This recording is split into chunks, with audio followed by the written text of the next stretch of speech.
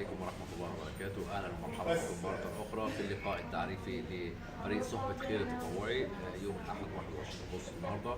كان من ضمن الفقرات والأنشطة والفعاليات النهاردة المهندس عمرو الشامي، وكان بيتكلم النهاردة على الاستثمار الجيد والاستثمار في الصكوك واستثمار الصحابة، وعمل ربط بينه وبين حاجات كده. أنا خليه هو يتكلم على مفهوم النهارده اللي كان عايز يوصله لفريق صحبة خير. بنرحب بيك يا باشمهندس عمرو. وهو ما بيحبش كلمة المؤسس ولا بيحب كلمة صاحب الفكرة ولا بيحب الكلام، ما بيحبش هو كلمة خالص. فنقول بس مهندس عمرو الشامي من صحبة خير. أهلا بيك يا باشمهندس. كانت النهارده محاضرة قيمة جدا. احكي لنا يعني الربط اللي أنت عملته دوت، وحولت وجهة نظر الناس من أنت كنت بتتكلم على استثمار في مشروع إسلامي لانك بتتكلم بعمق تواصل. النقله دي اللي شدت في الحقيقه الناس النهارده. احكي لنا ايه الربط اللي انت اثرت ان انت توصل من خلاله للناس تعمق عندهم. بسم الله والحمد لله والصلاة والسلام على رسول الله. يمكن أهم حاجة في الاستثمار عامة لما حد بيتكلم على الاستثمار بيتكلم على حاجة واحدة بس، ألا وهي نسبة النجاح فيها. صح؟ مظبوط. ألا أدلكم على تجارة تنجيكم من عذاب أليم؟ تجارة رابحة. تمام؟ هي التجارة مع ربنا سبحانه وتعالى. عشان كده في الفترة الأساسية لما بتيجي تعرض أي استثمار وتجذب بيه جمهور بتشوف فيها نسبة الربح فيها قد إيه.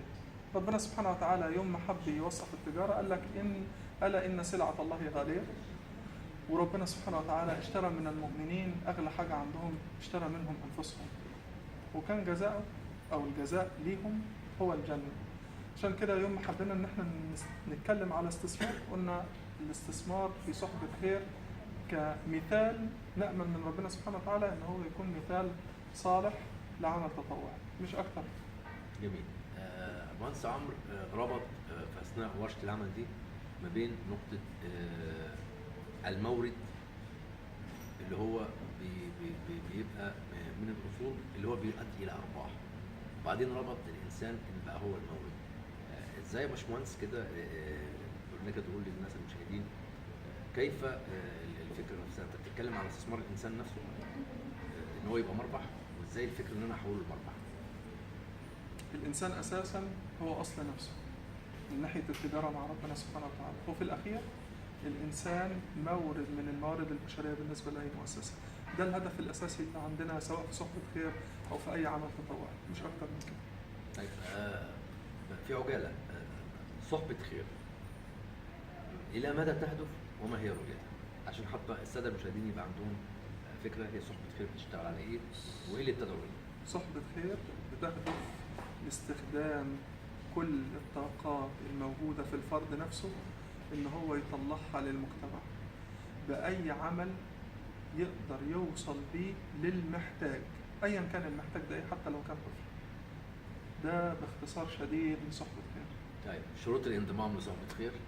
إن يكون ملتزم مع نفسه بصدق في النية إن هو عايز يدي حاجة للناس، بس ده الشرط.